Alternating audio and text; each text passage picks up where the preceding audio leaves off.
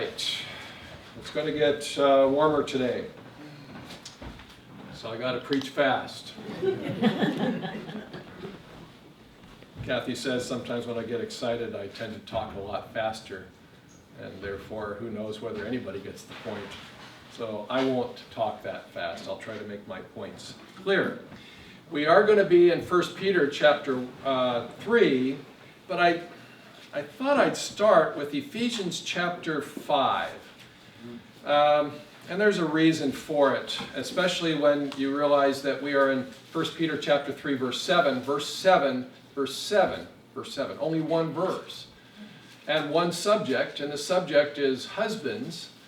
And yet the last 2 weeks we dealt with wives, their relationship to the husbands, and then today husbands in verse 7, their relationship to their wives. And despite the fact that I'm going to struggle to even finish the one verse in the amount of time we have, I think it's good that we take a look to give a broader stroke in the connecting of the two. We were never just talking about the wives, and today we're not just talking about the husbands. There's a reason that we address both, but the overall cover is that they're together, husbands and wives. So the Ephesians chapter 5 and verse 22 passage covers husbands and wives, kind of like taking steps. It deals with one, deals the other, deals with the church, goes back, covers the one, goes to the other, covers the church. So it's a good passage as an overall brushstroke over the whole thing. So in verse 22 it says, "Wives, be to your own husbands," and that would be related to verse 22, which is in the subject of submission, placing in an orderly arrangement. And even though many of the translations put "be subject to" in there, it's not actually in there because it comes from verse 21. "So wives, to your own husbands as to the Lord. For the husband is the head of the wife, as Christ also is the head of the church, he himself being the Savior of the body. But as the church is subject to Christ, so also the wives to their own husbands in everything. Husbands, love your wives, just as Christ also loved the church and gave himself up for her, that he might sanctify her, having cleansed her by the washing of water with the word, that he might present to himself the church in all her glory, having no spot or wrinkle or any such thing, but that she should be holy and blameless. So husbands ought also to love their own wives as their own bodies. He who loves his own wife loves himself. For no one ever hated his own flesh, but nourishes and cherishes it, just as Christ also does the church, because we are members of his body. For this cause a man shall leave his father and mother and shall cleave to his wife, and the two shall become one flesh. This mystery is great, but I'm speaking with reference to Christ and the church. Nevertheless, let each individual among you also love his own wife even as himself, and the wife that she respect her husband." So that's the overall. Now we move to 1 Peter chapter 3, verse 7. To remind that this isn't a staccato machine gun effect where we hit this, we hit this, we hit this, and they're all separate. These topics starting in chapter 2, verse 11, but we're not going back there. This is a unit, and we're looking how to behave. And we dealt with the government, and that was an imperative. And then we dealt with house slaves, and that was an encouraging statement to that group that they continue placing themselves in the appropriate position to their overlords, to their masters. Then we moved on to the wives, and he uses their wives in the same manner as the house slaves to their masters, so the wives in an orderly arrangement to their own husbands. And that's the class, and that's the position. And I say that by reminder because of where we go with the husbands. And if you read there, the first and only word should be husbands. If you have the word you, which some translations do, it makes it evocative. It makes it a finger pointing, a serious eyeball-to-eyeball address, and we're not there. It's an overall broad stroke referring to the class of husbands. So husbands.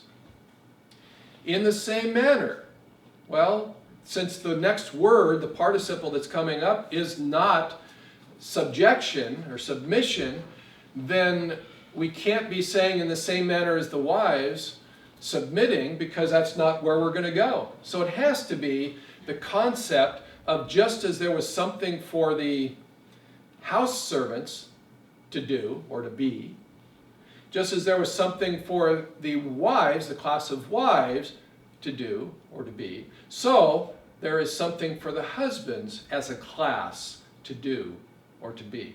And that's where the likewise is. It's in the same manner that they as a class do that, and they as a class do that. So you as husbands as a class do this. And what does he want you to do? He says, in the same manner, continuing to live with. And that's one word. Continuing to live with.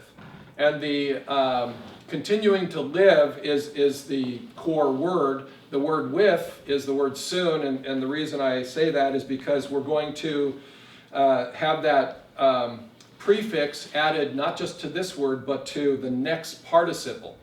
There's two things the husbands have to do.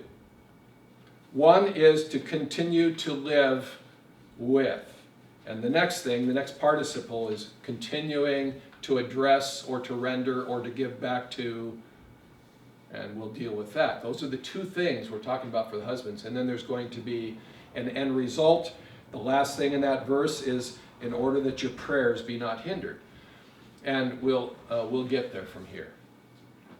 So the husbands as a class, in the same manner that someone else has something to do, you do. And this is what it is. Live together with. Continue to do that. It's a present participle.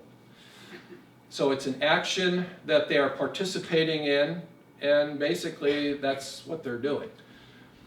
This whole matter of continuing to dwell with, or continuing, it's funny because the two words together are with, the prefix, and then house, live with, under the roof. And one of the definitions was cohabit. And it's interesting as I think about cohabitation, because that's a culture we live in where so many people cohabit. And yet, when it gets down to it, because I've really done I'm a husband, I'm a man, I'm a preacher, I'm a Christ follower, and I'm looking at this verse, and I've been looking at this. I was glad for the reprieve of being gone last week, because I've been just working this puppy philosophically. What in the world does it mean to continuing to dwell with? This cohabitation. Well, it's the cohabitation of commitment. It's called marriage. And that's what two people do. This man has a life, and he's living this life. How is he doing that? Well, he's doing it with another human who just happens to be somebody who says, I'm going to love you and cherish you and take care of you and protect you. And that's what Peter is saying. This is your life as a husband. Continue to dwell with, to cohabit with the one who you made promises to in this manner. And what manner is that? Gotta find my Greek. There we go. According to understanding. And when I got there, that was according to knowledge. Okay, according to knowledge. This knowledge, you have to ask yourself, is it objective? Is it subjective? And the answer to that is yes. It's objective because there's one set of knowledge that God has ordained from Adam and Eve. One set of knowledge. And every human being is under that set of knowledge, whether they acknowledge that or not. God made a man, God made a woman, God made the magnetism. They come together like this, they make the commitment, and they live together until death do us part. Now that's the objective. The subjective is that my wife does not have your personality. My wife doesn't do that way that you do it. My wife is different than you. You live with your husband. I'm still got the sexes correct. You live with your husband in a manner that your personality deals with him. My wife lives with her husband as her personality deals with me. That is subjective. So when I look at that word, because there is no definition here in the Greek word, this is Wayne Lidbeck telling you this. So this is my opinion that this is objective and subjective. The objective is God's design for humankind, husband and wife, under one roof. Work it out, and work it out according to my plan. The subjective is that you like to get up late. Kathy likes to get up early. You like to have your big meal at breakfast. She likes to have her big meal at noon. She likes to kick me. No, just kidding. I don't know if she likes it or not. Oh, this is permanent. I'm in trouble. You get my point. This, we dwell together with in knowledge. We look at the overall commands of God, and that's why I read the Ephesians passage to start with. Because it says there something that when I shared this with a friend of mine recently, he said, "You're kidding." Because he's not a Bible believer, but he knows I believe it, and he knows I know it, and if he's heard me say so many things. But I said, in the Ephesians passage is the only place and that the scriptures tell us what the husbands are supposed to do in that sense, and it's to love your wives. It never tells the wife to love her husband. What the husbands give. I learned that a long time ago. It's easy to figure out. This is part of the knowledge. If your wife is treating you like trash, she's probably reflecting you, guys. If guys treat their wives like trash, what do you expect to get back? You make it so hard for the woman to fulfill verses 1, 2, 3, 4, 5, and 6. They have to be called saints sometimes to live with jerk husbands. So I learned that when Kathy treated me like a jerk, based upon the Ephesians 5 passage, that I'd better start figuring some stuff out. And as soon as I did, man, the world got to be a better place, especially for her. So when it says, husbands, as they do, so you continue to live, to dwell with, in accordance with knowledge, and in accordance with understanding, and then it goes on, as a weaker vessel. Now, if you're reading the New American Standard, let me read to you the way it should read in the New American Standard. I would tell you to take your pencil and cross out the words I'm not including, but I'll let you figure that out. This is how it should read in the New American Standard. Husbands, in the same way, live with, in an understanding way, as someone weaker, a wife. That's how it should read. Because this is how it reads in the Greek. Husbands, in the same manner, dwell together, according to knowledge, as weaker vessel, the wife. That's how it reads.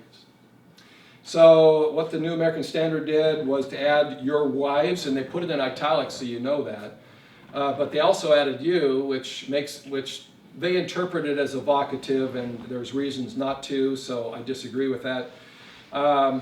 The your wives shouldn't be there. And then the whole matter that both these words, husbands and wives, can be translated as man and woman. But you take away you take away the connection in the familial relationship of husbands and wives, and it's this generic, nonsensical, disconnected with real life statements. This has to be husbands, and this has to be wives. So when it says a weaker vessel, since she is a woman, that since she is a woman is translated that way because of what they do with the vocative, make it a command, and then go on. So I actually, one of the few verses in the New American Standard that I dislike immensely, how they interpreted it. The NIV gets it a little better, but still misses when they say, husbands, in the same manner, be considerate. Be considerate. Be considerate. They translated, according to knowledge, as only be considerate. I mean, it works. Consideration is great, and it's a part of it, but it's so limited when you have the broader scope of the objective and the subjective knowledge of how in the world do you live with somebody who is not you. So be considerate is way too limiting.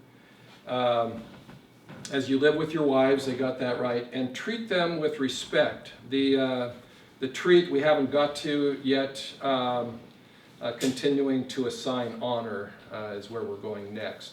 So this next thing then, I'm sorry, just before we hit that, as a weaker vessel. The word weaker is a comparative. So you say as a weaker vessel compared to what kind of vessel? Well, a stronger vessel. And when you look, and this is a broad stroke, it's a generalization, but you take the grid and you line people up, and I'm going to give this strange number, 99% of the time the grid's going to work. Men are stronger than women. And I've met women that I wouldn't want to meet in a dark alley because they'd make me a shorter person. So there's women out there who could beat me up, I know that. But that's not the general. And the general statement is, men, live with your wives with the understanding that she is not like a weaker vessel, but she is the weaker vessel. That's what the word as is. It's the equality. Let me read you something that I really liked this week. Somebody stated this, and it just made so much sense. The wife is the weaker vessel. Paganism always tends to abuse her on this account. Her rights are reduced, often greatly. Her status is lowered, often shamefully. Heavy loads are put upon her. She is made man's plaything or man's slave. The fact that she is weaker is always exploited. That's why Peter inserts the phrase regarding knowledge.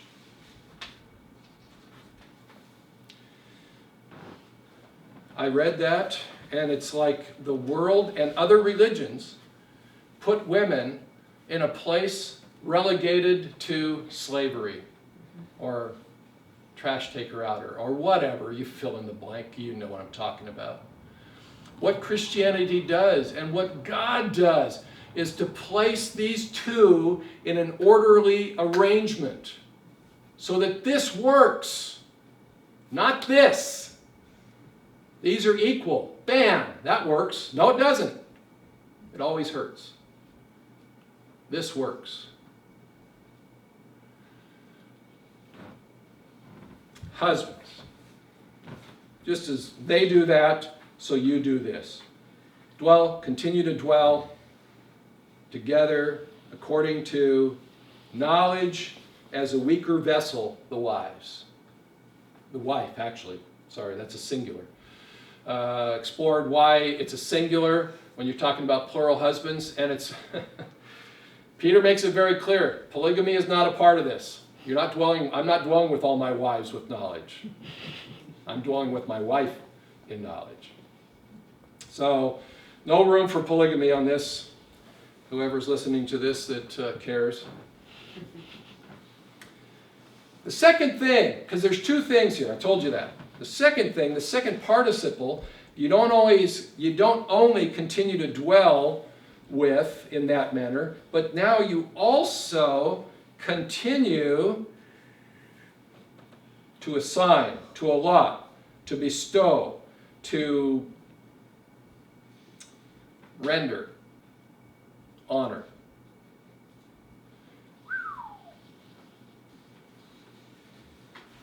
If we stopped right here, the picture of how the husbands are supposed to look at this counterpart to themselves, I mean, the wives should almost be levitating. The wives should be elevating, feeling that. Because the eyes of their husbands are looking at them in new light. I'm as a man, looking at my wife in not just with the fact that I'm required to love her, she's not required to love me, but to respect me, and she can't help herself. If I love her, she can't help herself, but to reflect that back. But the second thing is I look upon her with honor.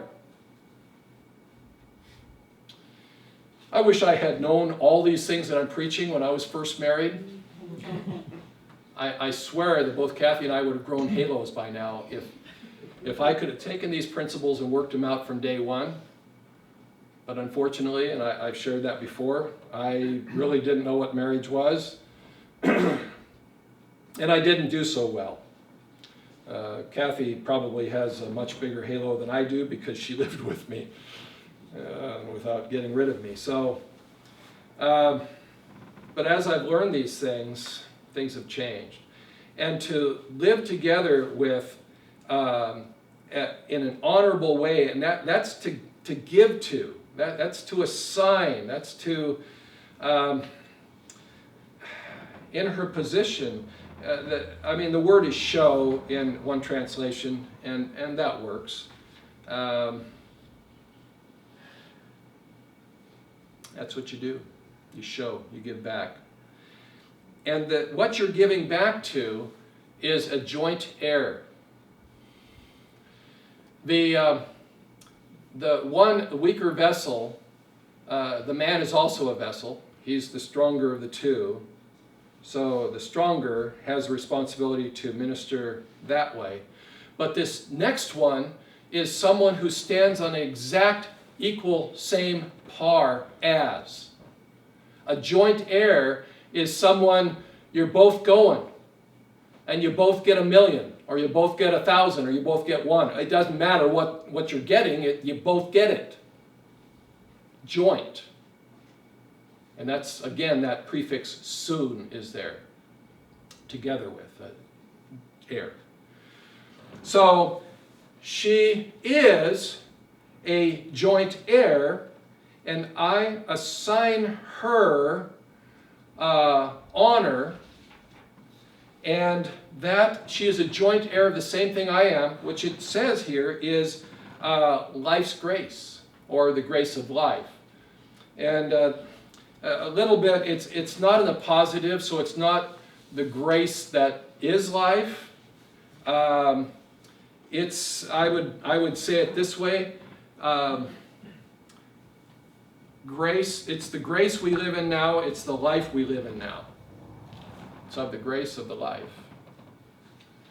And this goes back to what we saw in chapter 1, verse 13, the grace that is being brought to us at the present time in connection with the appearance of Jesus. That grace plays out, and it's here again in 1 Peter. The grace of life. So we're assigned this as husbands, our position, and it's interesting if we look at ourselves, over here you have house slaves, over here you have wives, over here you have husbands, over here you have another class of people, but we're all here as classes of people, and all of us have an assignment. And husband's assignment, twofold. There's not very much information here, but man, it's enough to continue to dwell with and to continue to render, to continue to give, assign. Now, as we do that, life actually is good. And Peter ends up, he concludes this, this section with a short little statement, pithy. And in the Greek, it uses the word, and I've told you about this before, eis, which is into, or for. It has a variety of translations, but Peter nevertheless uses it quite a bit, noticeably so in this book, and it's always a movement. So in this, even though we would not directly assign it as into the not hindering of the prayers, we would say it in English, so that, but I wanted just to let you know that it's there so you see this movement. There's a reason husbands do this, or these things. There's a reason. And the reason is this, that your prayers be not hindered. Now, don't you find that an interesting statement? That your prayers be not hindered? It's like, you know, so that you can be a wealthy man, or so that you can be happy, or so that you can sit in the gate, or any of those things. No, he does something that's really foundational, because the word here is the simple word for prayer. So it's not some, you know, a secret word. It's your typical word for prayer. And you think about then what or how we live. And as I was thinking about this, you know, I'm trying to practice everything I preach, and honestly, it's both easy and hard. It's like, well, why don't I do this all the time? And it's a matter that we live in prayer. Don't we? I mean, shouldn't we? Aren't we? And, you know, we're moving along, and I mean, oftentimes I know that we catch ourselves praying judgment upon somebody. See, I'm praying, but I'm praying bad. Or I'm praying for evil. I mean, we should find ourselves praying all the time. Whether we're eating our Cheerios, or whether we're looking in the mirror, or whether we're going to the car, or coming from the car, or in the car, or on the roof, under the roof. We should find ourselves in prayer all the time. The thing is, with that, having our prayers hindered, and the word hindered actually is the word hindered. It's to cut or strike in, that is to impede, interrupt, or stop, hinder. If we are not serving the 50% of the agreement appropriately, then this really follows the same principle we saw in 1 John. Where how can you say, out of the same mouth, I love God, but I hate my brother? John made it very clear. That doesn't cut it. It doesn't work. Can't do it. Doesn't work. Doesn't equate. I love God, but I hate my brother. Doesn't exist. Same thing with a husband and a wife. I love God, but my wife, good grief, that woman really needs to step up. Man, she's got issues. Of course, the rest of us would look at you and say, yeah, we know. Thank you for saying the obvious. Prayer is the foundation of everything. We say faith is, but think about faith set apart from communication with God. It's like sitting in a corner and saying, I'm a millionaire. It's like, well, okay, yippee. But with our faith, we connect with God all the time, and we do that through prayer. This is a foundational statement for our existence as the male species, leaders in the homes, the responsibility of the smallest governmental unit in the world, that of husband and wife. And God has assigned us the position and the capability. He's given us the information, so we have the knowledge, the understanding. And I'm not saying, as I came to this so many times, I mean, I wanted to run away. It's like, here I am, and I've been a husband for 44 years. And it's like I'm still in kindergarten on this stuff. Living with knowledge, man, somebody help the boy. You know, I feel like I need a mentor standing here all the time. what does she mean by that? What should I do? It's like, can you help me? And in a sense, that's already what we have. And the big point in this is that it's not magic. It is literally living our lives. And all of us that are married are either a husband or a wife. And I realize that not everybody in here is a husband or a wife. But we simply live in one of those two positions, and God has told us how, so that we can live to His glory.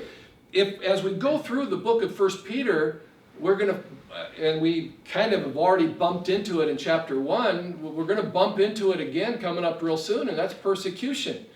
Do you really think we can enter into any sort of persecution wondering whether our wife or our husband is going to be a jerk today, or the wisdom, and then she waits to hear if he's going to, how he's going to handle this, and whether it's something that is between him and God, or it's a family thing, so she gets to interject. I mean, she's looking at that, and the husband is looking at the situation. What does my wife need? How can I protect her in this situation? Where can we go? What can we do? How can I make this work? I mean, everybody's got a hard job. But that's the beauty of knowing God. It's not an impossible job. We move forward step by step together. Our unity is in Christ.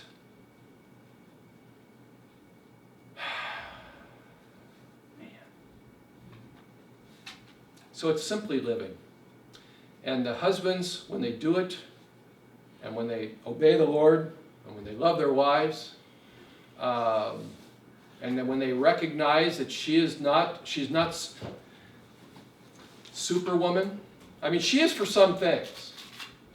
Wives are amazingly strong in some areas, and yet they're women, and therefore they're amazingly weak in others. And that's why we're men, and we're amazingly brilliant in some instances and amazingly thick in others. And that's part of the beauty of this. And that's why by the time we get to be white hairs, we're all saints, because we had so much experience going, really? Do I still? Yeah, okay, we'll do it. Because of our life experience with one another. So, guys, if you want to live a life to where you know that you can talk to God anytime, unhindered, look at your wife and recognize who she is, what she is. She's yours. She's your responsibility. Love her like crazy. Love her through the thick and thin. Love her anyway. And then recognize her too. You're both on the same journey. You're both on the same path. You're both going to the same place. And your rewards are the same. It's the presence of God with His smile of approval through the blood of Christ at the end. Man, when you start looking at some things in the appropriate way, it's like, oh man, that actually sounds like fun. Which it should be. So, all right, women, I'm not going back to you because I covered you for 2 weeks. Guys, any questions? Ephesians 5, Colossians, I think it's 2 or 3, 1 Peter 3:7. You got your assignment cut out for you. There will be a test all week. All year. Oh, yeah. We'll go a week at a time. Yeah. All right. Father, you're good, and we're grateful. You got a path for us, and as we can see by this particular verse, the path includes individuals, classes, couples, the family of God. It includes us all. So, Lord, there's more to say on this subject, but we're done for today. So by your Spirit, continue to teach us. May we be men of God, husbands of God. May we follow you as you would desire us to do, and therefore may you receive the glory in all we say and do. We commit this to you in Jesus' name, amen.